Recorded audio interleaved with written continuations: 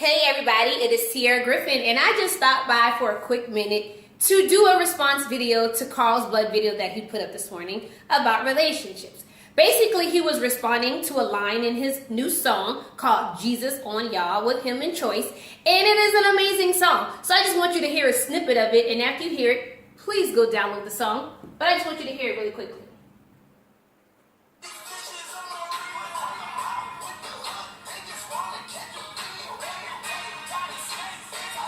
I only can really rock on one side, like this side don't really, but this one do.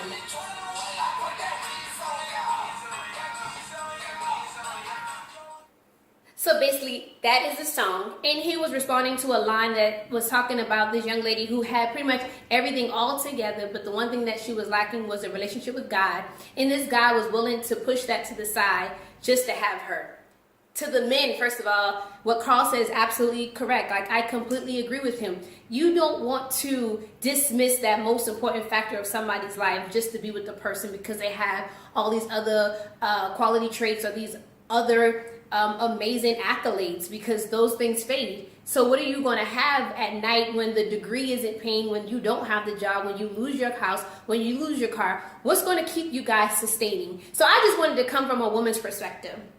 So, as women, we tend to settle because we don't think that we deserve great things, and we don't sometimes feel like we can have the things that we want. If God was to ask you, what do you want? We wouldn't give God the real answer. We would give God the play down, dumbed down answer, because we don't think that we are worthy of this great man that we've never had. And we spent a lot of our time with busters, and we don't know exactly what we want, or we do know what we want, but we couldn't articulate those into words because we don't think that we could ever have those things. So we settle. We settle for the man that has a nice car, the nice house, no children, all of these wonderful things.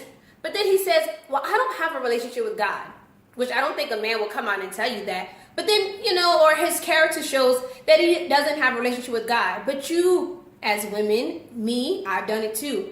I can change him. I can change him. I mean, how many of us have ever said that? But what I have learned in my experience as being a single is no longer am I going to walk out of Eden, the presence of God. I'm not going to walk out of the presence of God to drag you back into it. I have decided that I will never lead a man again. If you know me personally, you know that I love God with everything that is in me, on me, inside, outside. I love God. And you mean to tell me I'm going to settle for a man that doesn't love God because he has things? Because he can have everything that he wants in the world. But if he doesn't have Jesus, none of that stuff matters, does it? So ladies, I recommend, I urge you, I beseech you, therefore sisters, do not go outside of Eden to drag a man back into the presence where that's the place where he should have found you. Because that's the place that you were created in, right? My number one standard is you have to have a relationship with God over preference and over personality, over all of that other stuff. You have to have a relationship with God. No relationship equals automatic disqualification.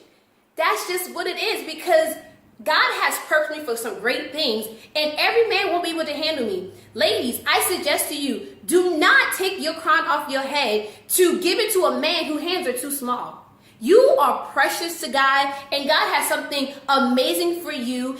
So don't settle for no man whose hands aren't big enough to carry your crown. God knew everything he put inside of you. God knows everything about you. He knows exactly how he made you. So one, don't settle. No relationship, no nothing. You can't have my number, sir. You can't even know my name. And I'm not saying because I love people who don't have a relationship with Christ. I still love you with the love of God that is shed abroad in my heart. However, I'm not going to decide to put myself into a relationship with someone that doesn't follow Jesus. That means you are an unsubmitted man. And an unsubmitted man is a wild man. Not calling you like beastly wild, but you're wild because you don't submit to anything. Like when you go crazy and do all of these crazy stuff, who reels you back in? And ladies, if you decide to marry a man who doesn't have a relationship with God, the Bible says submit one to another. How can you submit to a man that doesn't submit to the man that you were following before you met him? Now you're unequally yoked in this relationship and you both go two different ways. You grow apart. And then we use the line of, I just made him better for somebody else. My rock eye. Excuse me? What do you mean you made him better for somebody else? No, what you did was you worked a whole lot of overtime with no pay.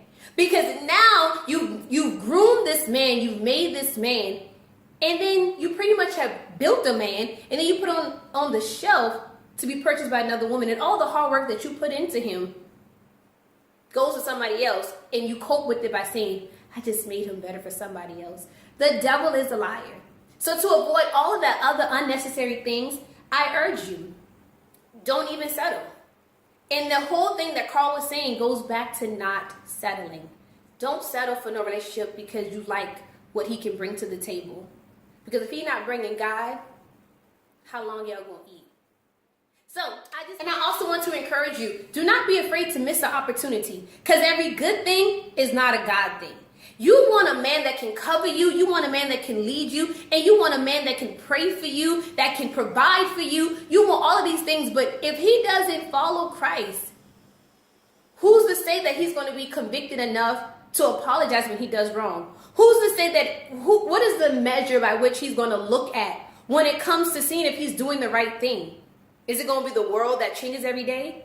Because a man is accepted by how many women he sleep with, right? So what's the measure now by him loving you? What's the measure now by him covering you and protecting you? Who does he measure himself with? What is his manhood of a man? That has to be something that you look into, because the fruits of a man are so important. And I don't want you to look back on your life 10, 15 years later and say, dang, I could have saved myself by just not entering into a relationship. Don't do a lot of work and then don't get paid for it. And this man ended up leaving you for somebody who did have the standards to make him step up. Love you, ladies. Love you guys who are watching this video. I pray that you take it all to heart. And I'm just a young lady out here who's madly in love with Jesus and doing great things for the kingdom. And I am so glad to be doing it with you. Be blessed, guys. And do not forget to grab your t-shirts, the About That Kingdom Life and I Came to Be a Problem. The link is above. And do not forget March 24th, Walk in My Shoes. Get your tickets today.